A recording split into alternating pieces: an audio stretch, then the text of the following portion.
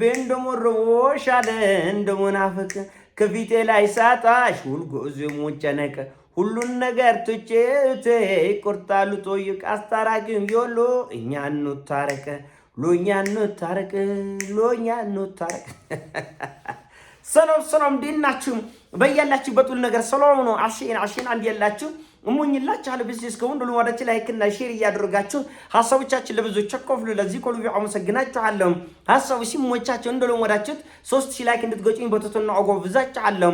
ዛሬ ወደ ሚዛናችን ዘላችሁ የመጣነው ሱፐር ዜና የአሜሪካ የባህር ኃይል ወታደሮች ራሳቸውን ለማጥፋት ወደ ባህሩ እየተወረወሩ ነው። ይሄም ደግሞ የአሜሪካ የባህር ኃይል ቤተሰቦችና የአሜሪካን ኮንግረስ አባላት በከፍተኛ ሁኔታ አስጨንቋል። የአሜሪካ የባህር ኃይል ወታደሮች እንግዲህ ላለፉት 6 ወራት ከዚህ ከሆርሙዝ ሰርጥ አካባቢ ካለው ከባህር ወጥቶ እረፍት ማድረግ አልቻሉም። በከፍተኛ ጭንቀት ላይ ናቸው ያሉት። እነዚህኞቹ የአብርሃም ሊንከን ኤርክራፍት ካሪየር የጦር ጀት ተሸካሚዋ እሷ ወጥታ ሌላ ዩኤስ ጀራልድ አር ፎርድ እንዳትገባ ያችኛዋ ተመታለች። በተደጋጋሚ በኢራን ሚሳኤሎችና ድሮኖች ተመተው አንዴ ሽንት ቤት አፈነዳ፣ አንዴ እሳት ነደደች፣ አንዴ እየተባለ ከባህሩ እየወጣች ይሄ አብርሃም ሊንከን የሚባለው ከ5000 በላይ የአሜሪካ የባህር ኃይል ወታደሮችን ተሸክሞ ነው ያለ። እነዚህ ሰዎች መውጣት አልቻሉም። ለእረፍት ቢያንስ በአንድ ወር አንድ ጊዜ እረፍት ያስፈልጋቸዋል። ከፍተኛ የሆነ የስነ ልቦና ጫና። ሰማዩ ግራውም ባህር ነው፣ ቀኙም ባህር ነው፣ ላዩ ሰማይ ምድሩ ባህር ነው። ይጮንቃል እኮ በዛ ማዕበል ጋር 6 ወር ሙሉ ቤተሰብ ሳታይ፣ ልጆች ሳታይ፣ ኑሮ ሳታይ፣ ወጣ እስክስታ ሳትጨፍር። አሜሪካና አውሮፓ ወታደሮች ደግሞ እስክሰኞች ናቸው እንደምታውቁት። ይወዳሉ ጭፈራ፣ ፓርቲ ምናምን መጠጣት፣ አሸሸ ገዳም ይወዳሉ። ያውና ይታያልና ይላል እየወጡ በየጊዜው ደሞዛቸው በጣም ጸዴ ነው እንደምታውቁት።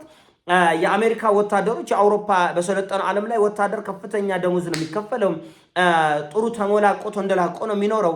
ከሞላ ጎደል ጦርነት የለም። ጦርነቶቻቸው በአብዛኛው በጦር ጄቶችና በኤጀንቶቻቸው በደህንነታቸው በኩል የሚጠናቀቅ ነው እና ጦርነት ቢኖር እንኳን ብዙ ወታደሮች አይሞቱም። የአሜሪካና የአውሮፓ እድሜ ለኢራን ጦርነት እንዲህ ያለ መንቀጥቀጥ፣ እንዲህ ያለ ሁከት፣ እንዲህ ያለ መረበሽ፣ ራስን የማጥፋት ሩጫ እና ሪፖርቶች እንደዛ ነው እያሳዩ ያሉት። ዜናዎቹም እየወጡ ያሉ ዜናዎች የአሜሪካ ወታደሮች በከፍተኛ ጭንቀት፣ አንደኛ የኢራን ድሮኖች በየጊዜው እያዣንበቡ ጥቃት ለማድረስ ይሞክራሉ። ከዚህ በፊትም ራሱ አብርሃም ሊንከንም ጥቃት ደርሶበታል። ዩኤስ ጀራልድ አር ፎርድም ጥቃት ደርሶበታል። የአሜሪካ ግዙፍ ኤርክራፍት ካሪየሮቹ ጥቃት ስለደረሰ አሁን እንመታለን በሚሳኤልና በድሮን የሚለው አንደኛ ጭንቀት ነው። ሁለተኛ ቢያንስ በወር አንዴ ወጥተው እረፍት አለማግኘታቸው ላለፉት 6 ወራት ውሃ ውስጥ አስበው። እዚህ ውሃ ውስጥ አሁን አንተ ይሄ እንኳን ወንዝ ነው ችግር የለም፣ ባህር ውስጥ 6 ወር ሙሉ እና ከፍተኛ የሆነ የሳሙና የምግብ የጽዳት ነገሮች ብዙ ነገሮች እጥራት ችግር ተገጥሟል። ሽንት ቤቶቹ ወረፋ ናቸው፣ ሻወር ቤቱ ወረፋ ነው። ሁሉ ነገር ጭንቀት እንደሆነ ነው እየተነገረ ያለው።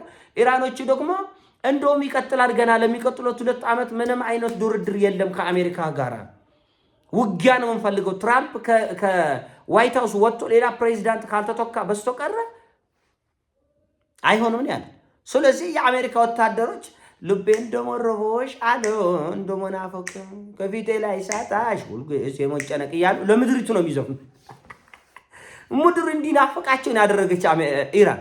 የአሜሪካ ወታደሮች ምድሩ እንዲናፈቃቸው ወጥተው ሳሩን፣ ቅጠሉን፣ ሰው ለማየት ናፈቁ። በቃ ይሄ ምንድነው ባጭሩ ቁሊንጦ አረገችው ማለት ነው። የአሜሪካን የጦር መርከብ ተሸካሚ እነዚህ ኤርክራፍት ካሪየሮችን ኢራን ቁሊንጦ አደረገችው፣ ወይም ደግሞ አዋሽ 40 እስር ቤት አደረገችው። አትወጣም፣ እዛው ደቅ ነው የሰጡን ተባላላ ቁጭ ነው እዛ። በቃ ለቅ መውጣት የለ መግባት የለ ዘመዴ አክስቴ አጎቴ ምናምን የለ ቁጭ አርፈዛ 6 ወር ሙሉ ያለማቋረጥ እና ይሄ ደግሞ ከፍተኛ የሆነ የስነ ልቦና ጫና የፈጠረባቸው የአሜሪካ ወታደሮች ወደ ባህሩ አሉ እየተፈጠፈጡ ጥልቅ እየገቡ እያወጧቸው እነዚህ አደጋ ጊዜ ሰራተኞች በቃ እነሱን መጠበቅ ነው ስራቸው። በጭንቀት ብዛት በአይምሮ ውጥረት ብዛት አሁን የኢራን ቦሊስቲክ ሚሳኤል አፈነዳን፣ እዚሁ ባህር ውስጥ ሰጠምን፣ ጠለቅን፣ ሞተን ከሚል ጭንቀት የተነሳ ነው በነገራችን እና ይሄ ነገር ከፍተኛ የሆነ የስነ ልቦና ጫና ይፈጥራል። ደግሞ ኢራኖቹ ጦርነቱን ለማራዘም ፈልገዋል። አውሮፓና አሜሪካ ደግሞ አሁን ወር ሪዚሊየንቶች አይደሉም፣ እየተሰላቸው እየደከሙ ማህበረሰብ ይለያያል። በነገራችን አሁን ኢትዮጵያ ውስጥም ቢሆን አንዳንድ ማህበረሰብ ጦርነትን የመቋቋም ባህሪ አለው። አሁን በሰሜኑ ጦርነት እንዳየነው የትግራይ ህዝብ በከፍተኛ ሁኔታ በተቻለ አቅም ጦርነቱን ተቋቁሞ ነበር ያለው። የቁሳቁሶች እጥረት፣ የኑሮ ውድነት የነበረው ውጊያ እንግዲህ በሶስት በአራት አቅጣጫ ነው የተዋጋ ነው። በኤርትራ በኩልም በወልቃይት በኩልም በዚህ በራያም በአፋርም በአራቱም አቅጣጫ ውጊያ ነበር እውነቱ ለመነጋገር እና ህዝቡ አልተጎዳም አይባልም። የትግራይ ህዝብ በዛ ጦርነት ውስጥ ተጎድቷል። ግን የመቋቋም አቅም ነበረው ህዝቡ ጦርነቱን የመቋቋም። አሁን አዲስ አበባ ህዝብ ለምሳሌ ጦርነት ኮሽ ካለ እኮ ታውቁታላችሁ፣ ድንብርብራችን ነው የሚወጣው። ድንብርብራችን እኔ ግን አዲስ አበባ ልጅ ይሆንሽ እና ድንብርብራችን ነው የሚወጣው። ራሱ ጥይት ወደ ሰማይ 5 ጥይት ብትተኩስ ራሱ ሁሉም ወደ ጥልቁ ነው የሚገባው። ወደ ጥልቁ ወደ ኮርኒስ ነው የምንገባው። ለምን ጦርነት አንደኛ የለም የሚያታኩስ ነገር ስለሌለ። አዲስ አበባ ከሞላ ጎደል የጦርነት ድምፅ ብርቅ ነው፣ ያስፈራል፣ ያስደነግጣል። ሌሎች አካባቢዎች አሉ በጣም ጦርነትን ለረጅም ጊዜ ሲያስተናግዱ የነበሩ የሀገራችን ክፍሎች ፍርሃት የሚባል ነገር ሴቱም ወንዱም ጥይት የማይደነግጡበት ሀገር አለ። ወጣ ስትሉ ከአዲስ አበባ አንዳንድ ቦታዎች ላይ ሴቶች ወጥተው የማያሉ ጥይት እየተተኮሰ ህፃናት ወጥተው የማይደነግጡበት ቦታ አለ እና ይሄ ምን ይባላል? ዋር ሬዚሊየንስ ይባላል።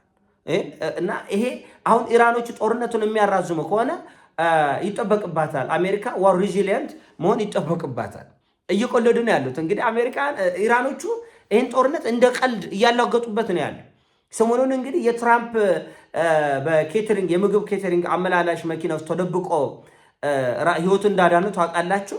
ይሄ መላ ዓለም ኮሜዲ እየሰራበት ነው። መላ ዓለም ትራምፕ በምግብ ማመላለሻ መኪና ውስጥ መደበቁ ራሱ አሜሪካኖች እየቆለዱበት ነው እና ኮሜዲያኑ ጂሚ ራሱ በዚህ ጉዳይ ላይ የቆለዳትን ቆልድ እያተመልከት በኬተሪንግ ማሽን ወደ መድረክ ሲመጣ ለቀልድ ማለት ይህን የሚያደርጉት አሜሪካኖች ናቸው። ይሄ ኬተሪንግ የምግብ ማመላለሻ ሳጥን ነው። ይሄ ማክዶናልድ እና የሚጠጣ ይዞ ራሱ አሜሪካ ህዝብ እያላገጠ እኮ ነው ሰውዬው።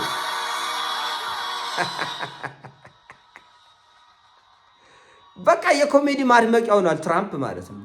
እና አሜሪካኖችም ይቆልዳሉ፣ ሌላም ዓለም ይቆልዳል። ኢራኖቹ ግን ይህን ጦርነት ለመቋቋም ዝግጁ ናቸው። በስነ ልቦና በኢኮኖሚ አዳፕቲቮች ናቸው። ጦርነት ላይ ደግሞ በጣም ወሳኝ ነው። ጦርነት ሲራዘም ህዝቡ ሬዚሊየንት መሆን መቻል አለበት እና ይሄ በብዙ አቅጣጫ ነው። ሳይኮሎጂካል ሬዚሊየንስ ማለት ፍርሃትን ማኔጅ ማድረግ ያስፈልጋል። ትራውማ፣ እነዚህ ስትሮሶችን፣ እነዚህ ነገሮችን ህዝብ ዋጥ አድርጎ ተቋቁሞ የማለፍ የፈለገ መሳሪያ ቢኖር ህዝብ ጭንቀት ውስጥ ከገባ፣ ትራውማ ውስጥ ከገባ፣ ፍርሃትን የመቋቋም አቅም ከሌለው ችግር ውስጥ ይዘው ይገባል ማለት ነው። ሌላ ዋር ሬዚሊየንስ ሶሻል ሬዚሊየንስ ነው። ማህበረሰቡ እርስ በርስ የመደጋገፍ የመተጋገዝ ወዳጅነትን አጠናክሮ የመቀጠል ጉዳይ አለ። ሌላው ኢኮኖሚክ ሬዚሊየንስ ነው። ይሄ ደግሞ ኢኮኖሚ ጫናን መቋቋም ልክ እንደ ኢራኖቹ ላለፈው 47 ዓመት ኢኮኖሚ ማዕቀቡን ተቋቁመው ሰሜን ኮሪያኖቹ፣ ራሽያኖቹ ማዕቀብ ተቋቁመው አገራቸው ህልውናቸው ጠብቀው ኢኮኖሚያቸውን አሳድገው እንደቆዩት ሁሉ ኢኮኖሚክ ሬዚሊየንስ ያስፈልጋል። አዳፕቲቭ ካፓሲቲም ያስፈልጋል። ችግሮች ለምሳሌ ስደት ሲመጣ ስደቶችን አዳፕት አድርጎ ተደጋግፎ ያለውን ኢንቫይሮንመንት ተቀብሎ ተረጋግቶ ማሳለፍ እንደገና አዳፕቲቭ ካፓሲቲ ያስፈልጋል። በዚህ ጉዳይ ኢራኖቹ አይታሙም። ጠንካራ ህዝቦች ናቸው። ሌሎችም እንደዛ። ሌላው ደግሞ ምንድነው?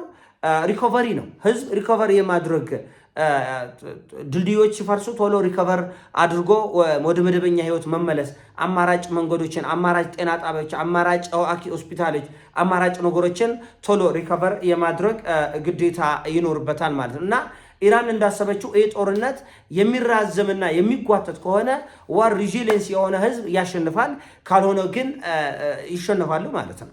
አሁን አሜሪካኖቹና አውሮፓኖቹ ዋር ሬዚሊየንሶች አይደሉም። መሞላቀቅ መንደላቀቅ ለምደዋል እና መሞላቀቅ የለመደ ህዝብ ደግሞ ትንሽ ነገር ከፋኝን ግማሹ እየሞተ እየደማ ወንድሙን እየቀበረ ጦርነት ይቀጥላል።